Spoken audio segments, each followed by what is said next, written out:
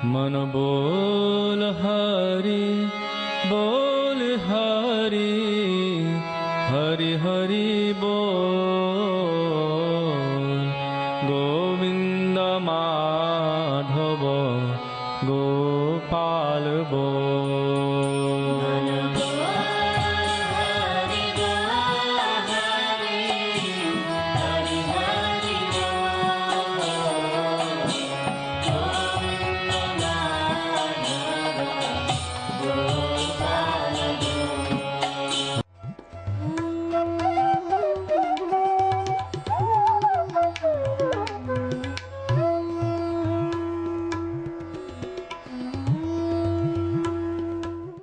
विष्णुपाद अष्टोत्तर शत श्री श्रीमद् भक्ति वेदांत नारायण गोस्वामी महाराज जी का शुभ आविर्भाव सन 1921 में बिहार के बक्सर जिले में मौनी अमावस्या के दिन अर्धरात्रि में हुआ था। प्रारंभ से ही इनकी धर्म में रुचि थी। बचपन में ही उन्होंने गीता रामायण आदि का अध्ययन किया था। संसार से अत्यंत तीव्र वैराग्य होने के कारण 25 वर्ष की आयु में ही वे गृहस्थ जीवन त्याग कर मठ में निवास करने लगे। सन 1946 में उन्होंने नित्य लीला प्रविष्ट ओम विष्णुपाद श्री श्रीमद् भक्ति प्रज्ञान केशव गोस्वामी महाराज जी से विधिवत दीक्षा प्राप्त की तथा सन 1954 में संन्यास ग्रहण किया। मथुरा में निवास करते हुए अपने गुरु की आज्ञा तथा कृपा से अनेक ग्रंथों का हिंदी भाषा में अनुवाद किया है। इनके प्रमुख ग्रंथ हैं श्रीमद् भगवद गीता, गीत गोविंद, जैव धर्म, वेणु गीत, भजन रहस्य, ब्रजमंडल परिक्रमा, श्री श्री वृहद भागवतामृतम। इन सभी ग्रंथों का English, Spanish, Dutch, French, German, Russian, Italian, Portuguese, Chinese आदि विश्व की अनेक भाषाओं में अनुवाद हो रहा है। लगभग पिछले 60 वर्षों से श्रील भक्ति वेदांत नारायण गोस्वामी जी महाराज ने भारत एवं विश्व के सभी प्रमुख देशों में शुद्ध भक्ति का प्रचार किया, अर्थात भक्ति योग की शिक्षा प्रदान की। श्रील गुरुदेव के भक्ति प्रचार कार्य से प्रोत्साहित होकर अमेरिका के ह्यूस्टन के मेयर द्वारा श्रीमान लीपी ब्राउन ने 31 मई सन 2003 को इन्हें ऑर्डिनरी सिटीजनशिप एवं गुडविल एम्बेसडर के सम्मान से विभूषित किया। सन 2003 में ध्वजाचार्य पीठ तथा विश्व धर्म संसद ने श्रील गुरुदेव को कृष्ण भक्ति, विश्व भर में सनातन धर्म के प्रचार प्रसार तथा ब्रजमंडल के संरक्षण एवं पुनरुद्धार हेतु अनेक अथक प्रयासों के लिए योगाचार्य की उपाधि से सम्मानित किया।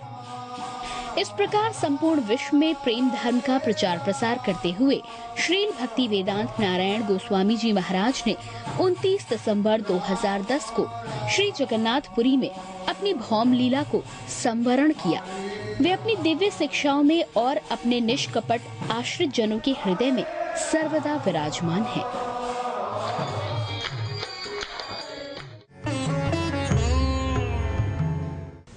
सबसे पहले मैं अपने गुरुदेव के चरणों में अनंत कोटि दंडवत प्रणाम करता हूँ। नित्य लीला प्रविष्टों विष्णुपाद अष्टोत्तर शत श्री श्रीमद् भक्ति वेदांत नारायण गोस्वामी महाराज जी के चरणों में मेरा कोटि कोटि दंडवत प्रणाम। तत्पश्चात उनके शिक्षा गुरु नित्य लीला प्रविष्ट ओम विष्णुपाद अष्टोत्तर शत श्री श्रीमद् भक्ति वेदांत स्वामी शिला प्रभुपाद जी के चरणों में मैं कोटि कोटि दंडवत प्रणाम करता हूँ। और आप सब दर्शकों को भी मेरा प्रणाम। आज हम एक ऐसा बात करना चाहते हैं, इच्छा मेरी ये है कि मेरे हृदय से जो भी निकले गुरुवरों की वाणी निकले और जो इच्छा मेरी है कि आप लोगों के हृदय तक पहुँचे। मैं अपने पूरे गुरु परंपरा के चरणों में प्रणाम करता हूँ। जीव इस संसार में दुखी है। वो क्यों दुखी है?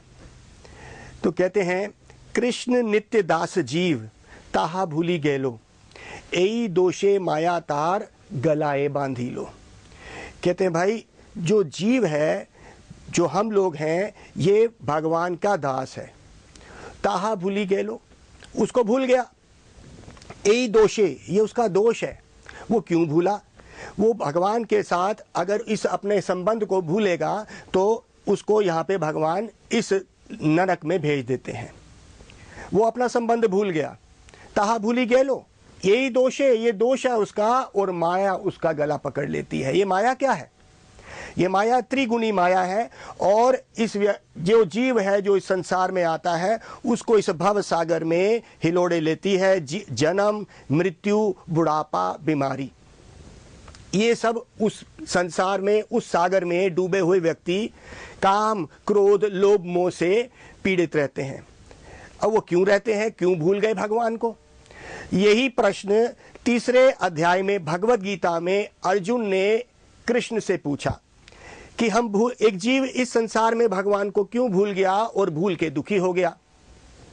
तो भगवान ने बड़ा सुंदर रूप में 3 अध्याय के 40वें श्लोक में इस बात को व्यक्त किया। क्या बोलते हैं? आवृतम ज्ञानमतम ज्ञानिनो नित्य वैरिणी काम रूपेण दुष्पुरालेन च। क्या बोला? आवृत मतलब आवरण चढ़ गया। आवृतम ज्ञानमतम, जो जीव का शुद्ध ज्ञान था, क्या मैं कौन हूं और मेरा भगवान से क्या संबंध है, वो उसको भूल गया। कैसे भूला? आवरण हो गया। उस शुद्ध ज्ञान का आवरण मतलब कवर, पर्दा चढ़ गया। क्यों? आवृतम ज्ञानमतम ज्ञानिनो नित्य वैरिणी, वो पर्दा क्या है? वो पर्दा है काम रूपेण। ये काम रूपी जो वासना एक जीव के ऊपर आ गई वो उसका आवरण है, वो पर्दा है, वो भूल गया। जैसे अगर हमारे आगे कोई पर्दा आ जाए तो आप मेरे को नहीं देख पाएंगे, उसी तरह से जीव के आगे ये काम का जो पर्दा आ गया, इसलिए। और ये नित्य वैरिणी, नित्य मतलब इटर्नल एनिमी, नित्य वैरिणी जो जीव को पकड़ लिए हैं। अर्जुन ने पूछा, अरे ये मेरा दुश्मन है, ये मेरे और भगवान के बीच में ये काम वासना जो आ गई है तो मेरा दुश्मन हो गया, नित्य वैरी।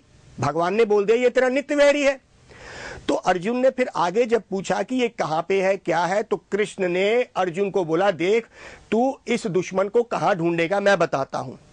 उसके अगले ही श्लोक में भगवत गीता में भगवान ने बोला, इंद्रियाणि मनो बुद्धि धिष्ठान मुच्यते इतैर विमोहितेश ज्ञानवामत द्रहिनाम। ज्ञान आवृत देहिनाम, एक देहधारी व्यक्ति जो है अर्थात शरीर धारण किए हुए आत्मा जो है अर्थात जीव, इसके देखो इंद्रियाणि, इसकी इंद्रियों में, मनो बुद्धि, इंद्रियों में ये दुश्मन बैठा है, ये मन में बैठा है और ये बुद्धि पे बैठा है।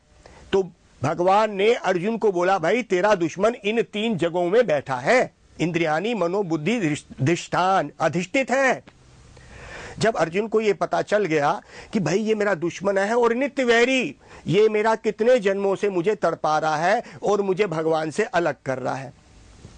हमारे गुरुवरों ने भी बड़े सुंदर सुंदर इस वाक्य, इस उदाहरण दिए हैं कि ये काम वासना एक व्यक्ति को छोड़ती कब है? फिर जब ये काम नहीं रहेगा, काम का मतलब होता है भोग, इस संसार को भोगने की वासना को कहते हैं काम। जब जब हम भगवान से स्वतंत्र होकर इस संसार को देखते हैं उसको भोग कहते हैं, उसको काम कहते हैं। एक राजा अकबर और उसका सलाहकार, उसका जो एडवाइजर, हमने सब सुना हुआ है, उसका नाम था बीरबल। अकबर ने पूछा बीरबल को, अरे बीरबल सुनो, ये काम वासना एक व्यक्ति को कब छोड़ती है? तो बीरबल मुस्कुराया अकबर की तरफ और बोला कि राजा कुछ दिन के बाद मैं इसका तुम्हें उत्तर दूंगा। तो अकबर ने कहा ठीक है, क्योंकि बीरबल बड़े सुंदर सुंदर उदाहरण देके हर उत्तर देता था जितने भी अकबर प्रश्न पूछता था। कुछ दिन बीत गए, राजा अपने राज्य कार्य में मग्न हो गया और राजा का कार्य है एक देश को फतेह करना, फिर दूसरे देश को फतेह करना, अपने राज्य को बढ़ाना। राजा तो भूल गया प्रश्न पूछ के, बीरबल को याद था। एक दिन बीरबल अकबर के पास आया और बोला, राजा सुनो, आज मुझे आपका उत्तर मिल गया। प्रश्न आपका यह था कि एक व्यक्ति का जो नित्य वैरी है उसकी काम वासना, ये काम वासना छोड़ती कब है एक व्यक्ति को? उसने बोला, आओ राजा आओ, मैं तुम्हें याद है तुम्हारा एक पुराना सेनापति था, अब वो बहुत बूढ़ा हो गया है और बूढ़ा होने पे अब वो मृत्यु शैया पे पड़ा है। मेरे को ऐसा लगता है कि उसने तुम्हारे कई देश विदेशों में उसने तुम्हारी विजय करवाई है, अब आखिरी समय में तुम्हें उससे मिलना जरूर चाहिए। तो राजा ने कहा ठीक है। बीरबल जब आगे जा रहा था अकबर को बोला, अच्छा चलो मेरे साथ, अपनी सबसे छोटी बेटी को साथ लेके चलना। तो अकबर ने देखा बीरबल की तरफ, तो बीरबल ने कहा हाँ, अपनी सबसे छोटी बेटी जो है पुत्री को साथ लेके चलो। अकबर अपनी छोटी बेटी को लेके चल पड़ा। थोड़ी देर में सेनापति जो अब मरने की शैया पे पड़ा है, पुराना है, बूढ़ा हो चुका है और अब वो मरने की शैया पे पड़ा है, राजा अकबर उसको मिलने गया। बीरबल ने उस कमरे में जाते ही जोर से बोला, अरे भाई सेनापति, देखो राजा अकबर मिलने आया है तुम्हें। अब एक मरने की शज्या पे पड़ा हुआ व्यक्ति, उसको क्या पता है राजा कौन है क्या है, उसने कुछ ना बोल के हाथ थोड़े से हिला दिए या कुछ नहीं हिला वो। तो अकबर सामने खड़ा था। थोड़ी देर में बीरबल ने कहा, अरे भाई सेनापति सुनो, अकबर के साथ उसकी छोटी बेटी भी आई है। जैसे ही ये बोला, वो पूरा जो मरण शैया पे वो सेनापति पड़ा था, उसने गला उठा के आंख उठा के देखने लगा चारों तरफ, और क्योंकि उसकी बेटी साथ खड़ी थी। बीरबल ने बस इतना ही कहा और कुछ नहीं बोला और ये सारे चल पड़े। इसका क्या मतलब हुआ? बीरबल ने उत्तर दे दिया अकबर को। क्या उत्तर था? कि ये काम वासना एक व्यक्ति को मृत्यु तक नहीं छोड़ती। ये उत्तर था कि ये काम वासना एक व्यक्ति को नहीं छोड़ती। ये तो बहुत ही खतरनाक उत्तर हो गया कि एक काम वासना से घिरा हुआ व्यक्ति भोग, संसार में भोग करना चाहता है, वो भगवान को भूल जाता है। उसकी काम वासना इस इंद्रियों में, इस मन में और बुद्धि में आखिरी तक नहीं छोड़ेगी। तो क्या होगा? हम भगवान को का संबंध कैसे ढूंढेंगे? चैतन्य चरितामृत कृष्णदास कविराज महाराज, ताते कृष्ण भजे करे गुरु सेवन, कृष्ण का भजन और गुरु की सेवा, माया जाल छूटे पाए कृष्ण रे चरण। ये माया जाल तब छूटता है जब भगवान के साथ संबंध होगा, भगवान के भक्तों के साथ संबंध होगा। भगवत गीता क्या बोले? देवी ही गुण माई मम माया, ये मेरी माया है अर्जुन, मैंने इस भ्रमित करने के लिए संसार में छोड़ी। क्यों? क्योंकि एक जीव इस संसार में भोग वासना में भ्रमित होकर ही इस संसार को भोग सकता है, इसलिए मेरी माया उसको मुझे भुला देती है और वो इस संसार में भोग करता है। लेकिन भगवान ने बड़े कृपा करके अर्जुन को इसका उत्तर भी दे दिया। माम इवा या प्रपद्यन्ते, सुनो सुनो अर्जुन, जो मेरे शरणागत है, जो मेरे शरणागत है, मयाम ताम तरंते ते, प्रपद्यते मतलब शरणागत, मयाम ताम तरंते, तरंते मतलब वो तर जाएगा। अगर वो मेरे शरणागत है, ये मेरी माया जो कि बहुत ही मुश्किल, नामुमकिन, कोई भी इसको पार नहीं पा सकता, लेकिन अगर कोई व्यक्ति मेरा भजन करता है, मेरे शरणागत है, तो यहां पे उन्होंने बड़े आसान से उत्तर दे दिया कि मेरे शरणागत में आओ। तो भगवान के शरणागति में जाने से पहले हमें क्या करेंगे? ताते कृष्ण भजे, भगवान की शरणागति भजन से होती है, और ताते कृष्ण भजे करे गुरु सेवन। अरे भाई, गुरु और वैष्णव की सेवा करनी है। गुरु और वैष्णव की सेवा क्या होती है? गुरु कहेगा मेरी सेवा करो? नहीं, गुरु भगवान का सेवक है। गुरु के अंदर एक गुण है कि वो अपने शिष्यों को भगवान की सेवा में लगाता है, और जो गुरु ऐसा नहीं करता और अपने ही सेवा में लगा देता है और शिष्य के पैसे और शिष्य के प्रतिष्ठा, मान, ये सब ले लेता है, तो वो गुरु नहीं रहेगा। ये सब चीजें उसका, ये वो शिष्य का, ये सब चीज भगवान के चरणों तक पहुंचाता है। तो भाई ये समझ लो कि काम से छुट्टी नहीं मिल सकती जब तक हम भगवान के चरणों में और संतों के चरणों में नहीं जाएंगे। तो कभी तो भगवान ने कहा, ये भाई ये मत सोच कि तू इसको पार पा लेगा। देवी शिगुन माई मम माया, दूर आतया, बड़ा मुश्किल, बहुत मुश्किल, दूर आतया पार पाना। ऐसे ही संतों ने हमें और इस बात पे चेतावनी दी। क्या चेतावनी दी? ऐसे ही हमारे कुछ संतों ने एक और कथा ऐसी सुनाई। वो कथा क्या है? वो भी इसी काम वासना पे प्रकाश डालती है। बड़ी सुंदर कथा है। मेरी इच्छा है कि आप सब लोग बड़े ध्यान से इस कथा को सुनेंगे, क्योंकि अगर कहीं भी ये कथा चूक गई तो आपको पता नहीं चलेगा कि मैंने क्या बोला। ये संतों के मुख से निकली हुई वाणी है, और उन संतों का कोई भी, सिर्फ उनका एक ही कार्य है कि आपके हृदय को शुद्ध करके राधा कृष्ण के चरणों में डालना। ये उदाहरण उन्होंने दिए हैं। क्या था? कहते हैं एक स्त्री थी, वो बहुत ही सुंदर थी, और लेकिन वो भजनशील थी, उसने अपना घर त्याग दिया, सब माँ बाप त्याग दिए और जंगल में जाके वो भजन करने लगी। उसने अपनी कुटिया बना ली और वो भजन कर रही है, जंगल में अकेली रहती है। एक दिन वहां से एक बहुत कामिक व्यक्ति वहां से निकला। उसने देखा, अरे बड़ी सुंदर कुटिया है, चारों तरफ बगीचा और बड़ा सुंदर फूल खिले हुए हैं, और उसकी खुशी का ठिकाना नहीं रहा जब उसने उस सुंदर स्त्री को अकेले देख लिया। वो कामिक है, उसके अंदर काम वासना है, और देखते के साथ उसने देखा, अरे दूर दूर तक कोई नहीं है। वो उस स्त्री के पास गया, उससे बातचीत शुरू करी। पता चला कि ये स्त्री सब कुछ छोड़ के भगवान का भजन कर रही है, और वो जानती है संसार दुख भरा है। खैर, कामुक व्यक्ति तो आवरण चढ़ा हुआ है, जैसे मैंने बताया, एक कामिक व्यक्ति के आगे पर्दा लगा होता है, वो भूल जाता है वो कौन है, और इस संसार को भोगने के लिए वो कुछ भी कर देता है। बातों बातों में ये पता चला, इस व्यक्ति ने निडर होके उसको अपनी इच्छा जाहिर कर दी, इच्छा व्यक्त कर दी कि देखो मैं कामिक हूं और मैं तुम्हें भोगूंगा। वो स्त्री इस संसार की नीयत को जानती थी। उसने कहा, देखो मुझे 7 दिन का वक्त दो, मैं भजन करना चाहती हूं, उसके बाद जो भी तुम्हारी इच्छा होगी मैं तुम्हें पूर्ण रूप से संतुष्ट करूंगी। इस व्यक्ति ने सोचा, हो 7 दिन बाद कोई बात नहीं, हम यहीं पे इंतजार करेंगे। तो वो पहरेदारी करने लग गया, उस कुटिया के बाहर पहरेदारी कर रहा था, चारों तरफ घूमता था। हर 5 मिनट के अंदर कहीं स्त्री चली तो नहीं गई। उसने देखा एक ही दरवाजा है, वहीं पे बैठे रहा। 1 दिन बीत गया, 2 दिन बीत गए, उसने देखा कोई आवाज नहीं आ रही अंदर से, ये क्या है। 3 दिन 4 दिन, उसने कहा ठीक है, जब 7 दिन बोला है। 7 दिन बाद वो दरवाजा खुला।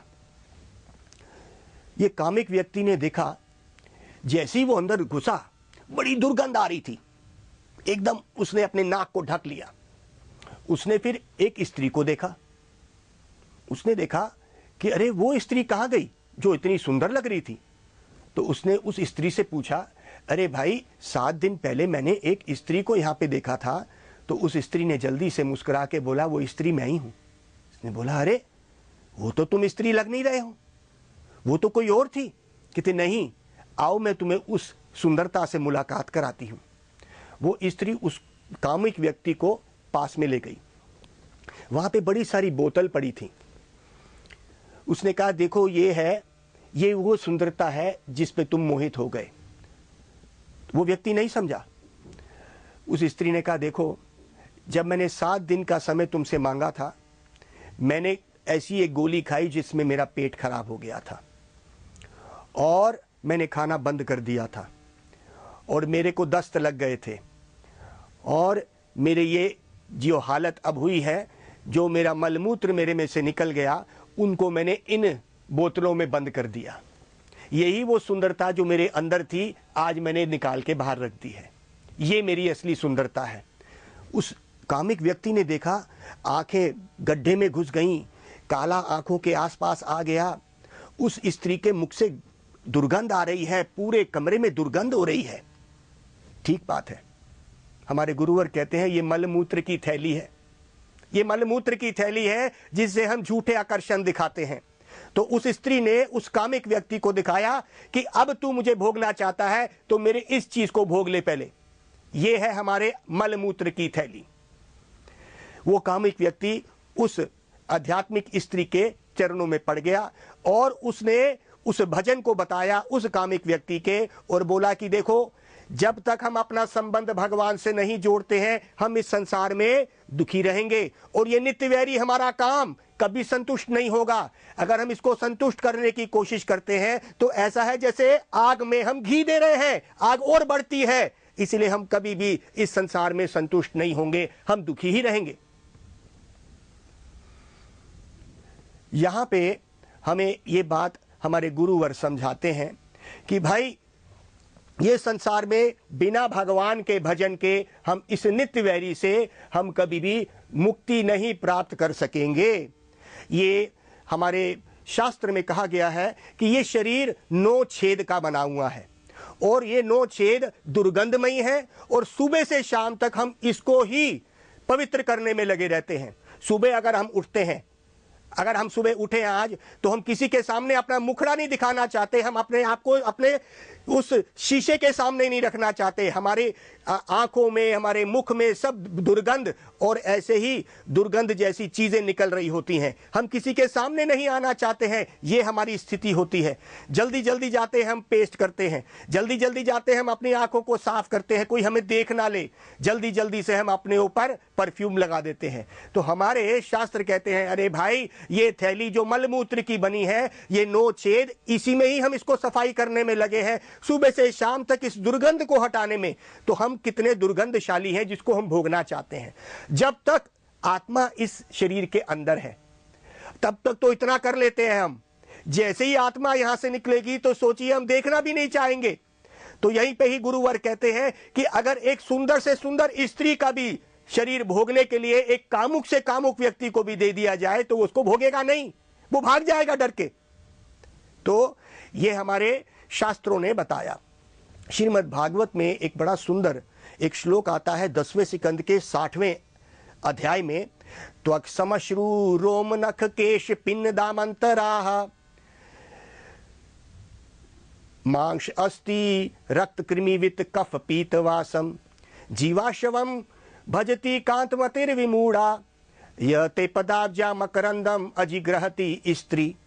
स्त्री मतलब वो स्त्री सच में ही अपने उस पुरुष को अपना रखवाला समझती है, सच में ही वो स्त्री उस पुरुष से आकर्षित हो गई।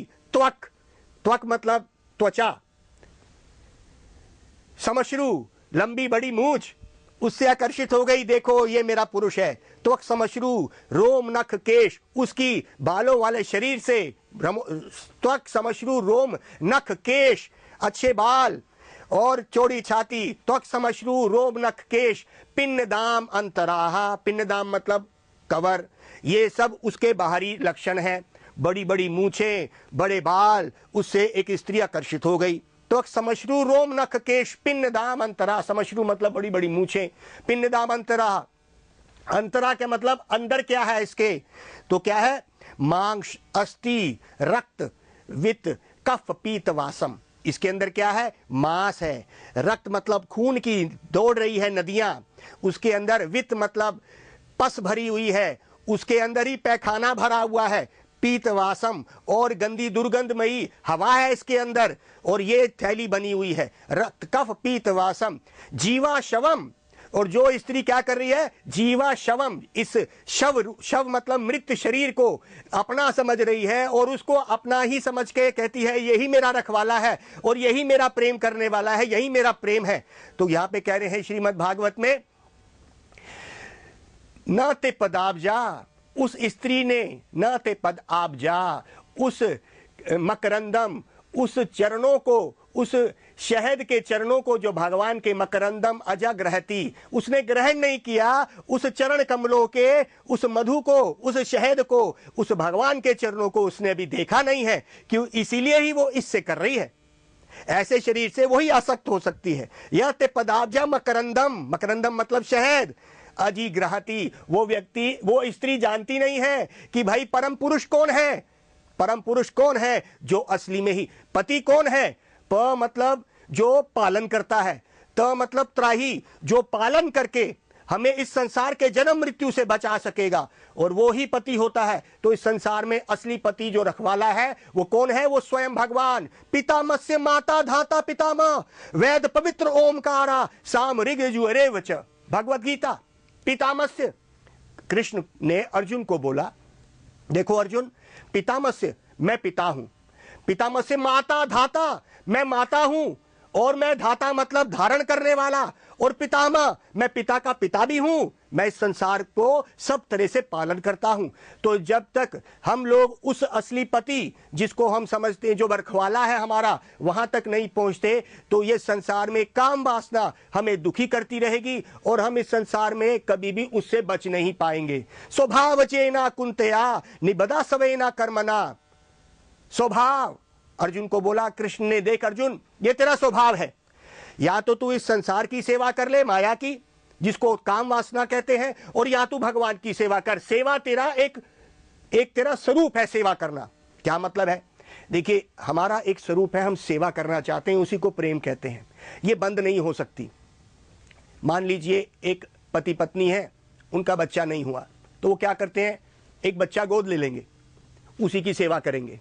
मान लीजिए बच्चा गोद नहीं लेते हैं या किसी कारण से नहीं हुआ, तो क्या करते हैं, किसी कुत्ते बिल्ली को लेके ही पाल के उसको प्रेम करने लगेंगे। प्रेम तो देना है ना कहीं। तो हमने तो देखा पाश्चात्य देश में लाखों करोड़ों की संपत्ति क्या करा जाता है, एक बड़े सुंदर बिल्ली के नाम करी जाती है और एक ट्रस्ट बना देते हैं, करोड़ों डॉलर का ट्रस्ट बन जाता है और बिल्ली के लिए वो ट्रस्ट बन के बिल्ली की सेवा करता है। तो वो जो आत्मा की वृत्ति है प्रेम करना, अगर वो इस संसार में भगवान तक नहीं जाती है, वो यहां तक चली जाएगी। तो भगवान ने बोला, अर्जुन ये तेरा स्वभाव है, या तो तू मेरी सेवा कर ले या इस संसार की तेरे को सेवा करनी पड़ेगी। दासित्व हमारा स्वरूप है। हम भगवान के दास ना बन के इस संसार का दासित्व करते हैं, और अगर हम इस संसार का दासित्व करेंगे तो हम दुखी रहेंगे। इसीलिए भगवान का दासित्व कैसे शुरू होता है, संतों के संग से और भगवान के नाम जाप करने से। इस कलयुग में एक ही हरे कृष्ण महामंत्र को जो महामंत्र के रूप में कहा गया है, इति षोडशकम नाम नाम, ये 16 शब्द का नाम आप लेते रहिए, सुबह शाम उठते बैठते आपके जीवन में सुख आएगा। इसलिए आप मेरे साथ 1 मिनट के लिए बोलेंगे, हरे कृष्णा कृष्णा कृष्णा हरे हरे, हरे राम राम राम हरे हरे, हरे कृष्णा कृष्णा कृष्णा हरे हरे, हरे राम राम राम हरे हरे, राधे राधे गोविंदा गोविंद राधे, राधे राधे गोविंदा गोविंद राधे। तो ये 16 शब्द का महामंत्र आप सोते उठते जागते बैठते, इसमें कोई नियम नहीं, इसलिए इसको कहा गया महामंत्र। आप लेते रहिए और आपके जीवन में सुख और शांति आएगी। और वही जो इस संसार का जो संबंध आप लेके बैठे हैं जो झूठा है, आपको भगवान से मिलने के लिए ये पुकार है। जैसे एक बच्चा पुकार रहा है भगवान को, तो बच्चा की पुकार माँ जरूर सुन के आती है, वैसे ही उस बच्चे की वृत्ति से भगवान को पुकारिए, भगवान आपको संतुष्ट करेंगे, अपना संबंध देंगे, भक्तों को भेजेंगे और आप भगवान का भजन करने लग जाएंगे। गौर प्रेमानंदे, हरि हरि बोल। मन बोल हरि बोल हरि, हरि हरि बोल,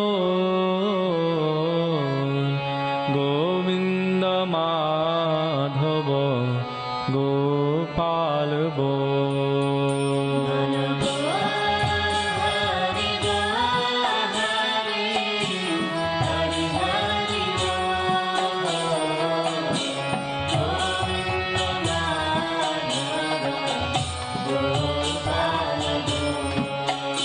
मन बोल हरि बोल हरि, हरि हरि बोल, गोविंद माधव गोपाल बोल। मनेर आनंदे ओ भाई बोलो हरि बोल।